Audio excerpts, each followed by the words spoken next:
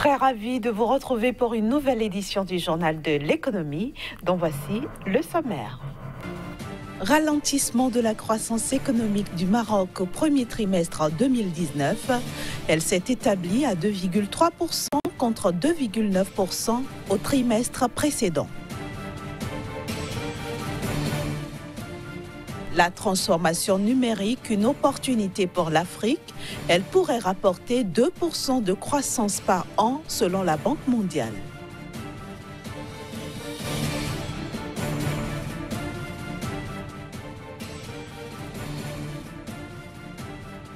Enfin, le Trésor public togolais a obtenu 22 milliards de francs CFA sur le marché de l'UEMOA.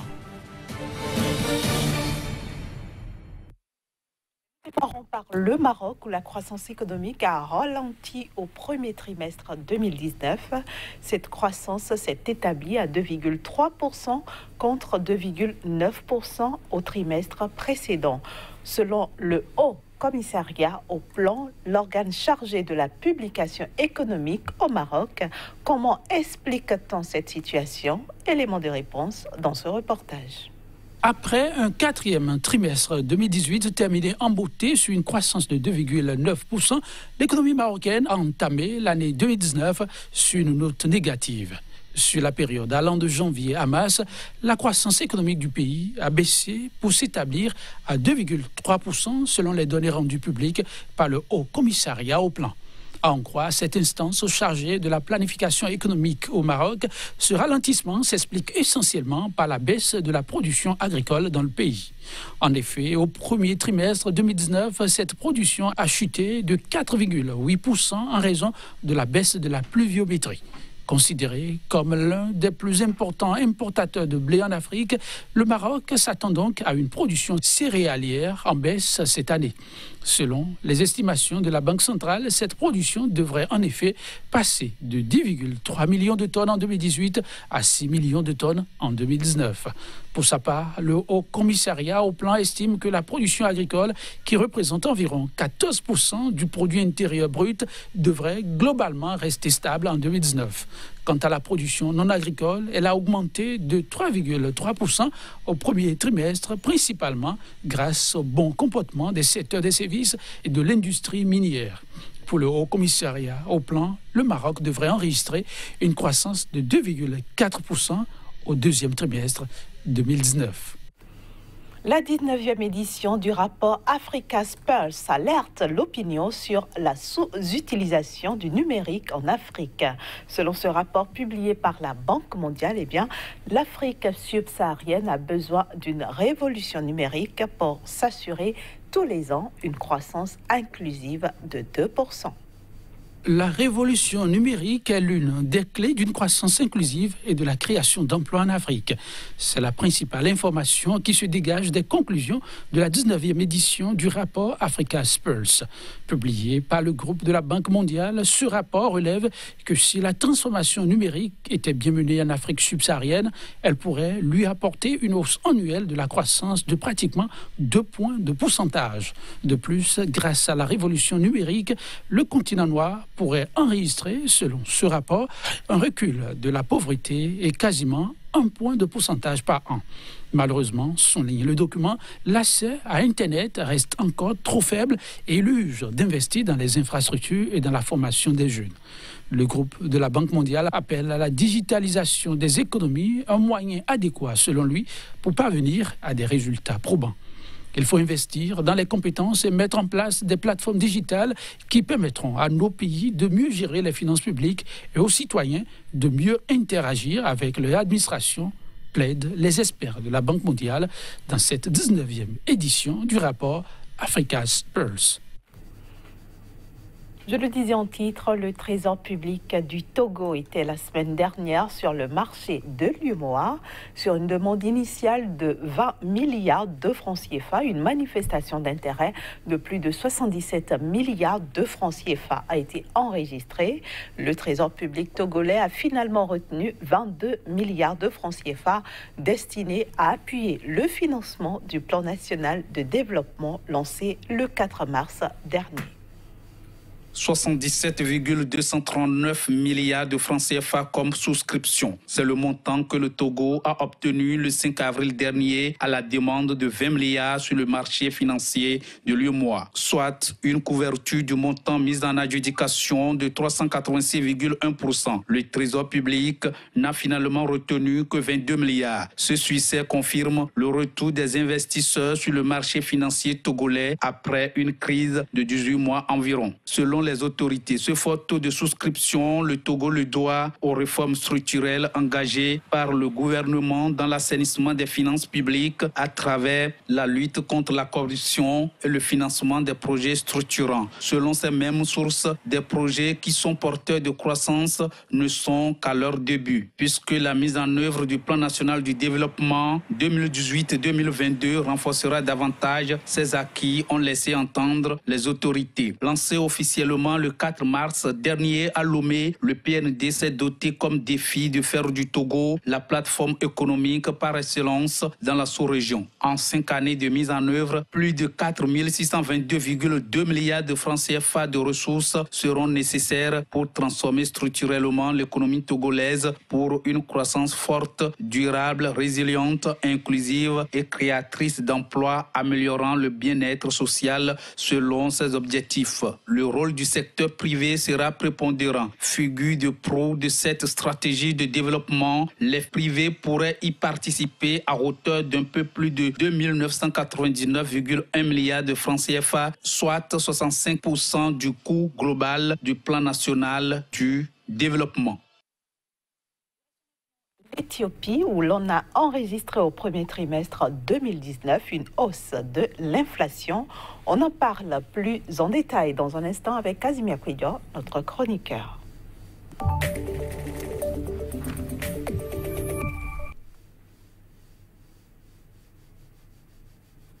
Bonjour à vous, Casimir Kouidio, et bienvenue dans le journal de l'économie.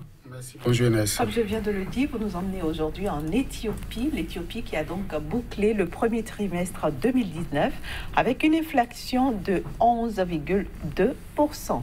Qu'est-ce qu'on doit comprendre ? Merci beaucoup Inès. Il faut comprendre que le pays, au cours donc des 3 derniers mois, comptant pour cette année 2019, l'Éthiopie a donc une situation un peu difficile en ce qui concerne donc la population, en ce qui concerne la consommation, en ce qui concerne le pouvoir donc d'achat des Éthiopiens. En effet, 11,2%, c'est ce qu'affiche donc l'Institut chargé de la statistique au niveau de ce pays en ce qui concerne donc l'inflation contre 10,9% pour la même période il y a de cela 1 an, c'est-à-dire en 2018.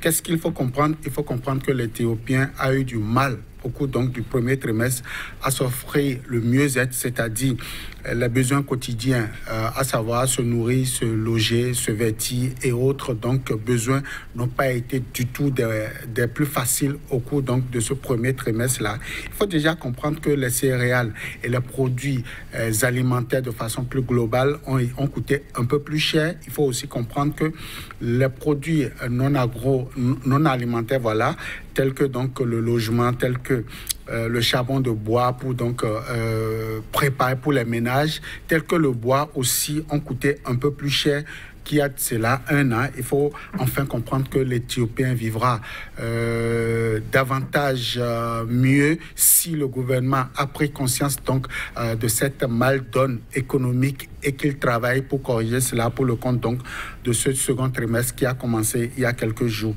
En somme, l'Éthiopien a vécu une situation des plus difficile en ce sens que 10%, c'est le seuil au niveau donc de la région à ne pas dépasser. L'Éthiopie en a dépassé depuis donc un certain nombre d'années et cela va continuer si véritablement la solution n'est pas vite trouvée et corrigée à temps pour permettre à l'Éthiopien de mieux se porter. Alors en attendant, quels peuvent être les impacts de cette situation sur l'économie du pays ?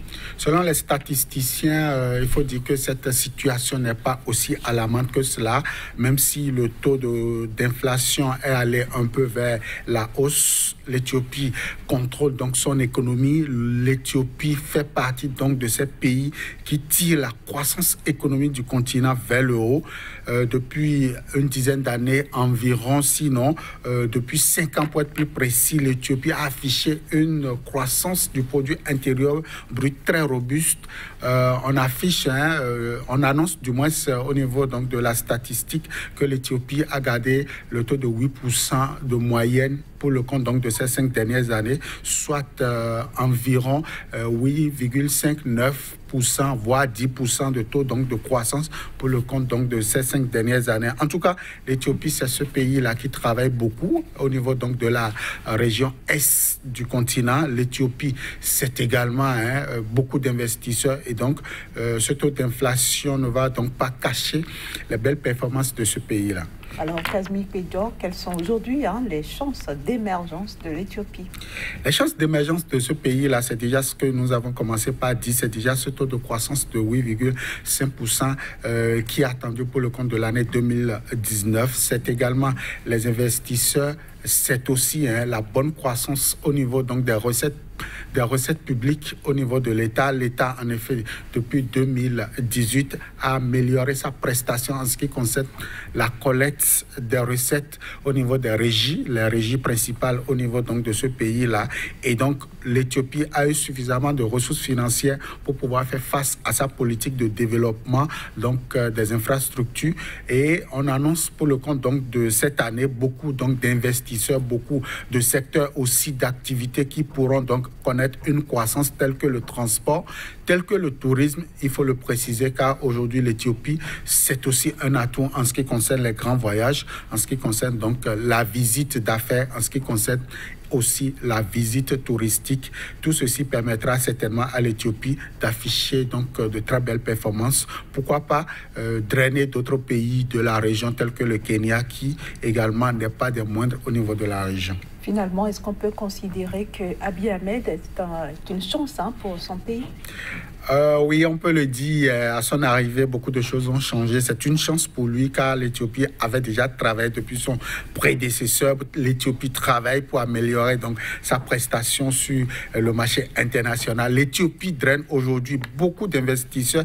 Et d'ailleurs, le président français Macron était en visite dans ce pays pour voir les opportunités donc d'affaires avec les entreprises françaises. Et on annonce un secteur comme donc le secteur minier, mais aussi l'agrobusiness qui, d'ici à là, permettra donc à ce pays de pouvoir donc rallier beaucoup donc d'autres villes, pourquoi pas permettre à l'Afrique de mieux se porter en ce qui concerne donc les belles performances. En tout cas, l'Éthiopie comme le Kenya, c'est des exemples au niveau du continent, c'est des exemples au niveau donc de l'Afrique de l'Est. C'est aussi un exemple en ce qui concerne donc la dernière trouvaille au niveau du continent, c'est-à-dire la signature de cette zone de libre-échange. L'Éthiopie a ratifié donc cet accord et on peut déjà se frotter les mains comme quoi il y a un dinosaure, il y a un lion au niveau donc de l'Afrique de l'Est qui pourra donc aider certains pays à mieux se porter.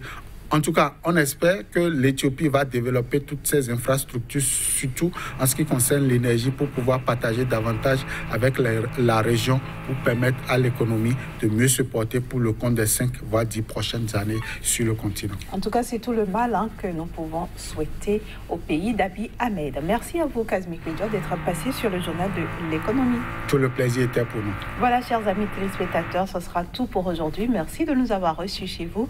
Passez un excellent week-end en compagnie bien sûr des programmes de SICA et retrouvez toute l'équipe du journal de l'économie dès lundi prochain à la première.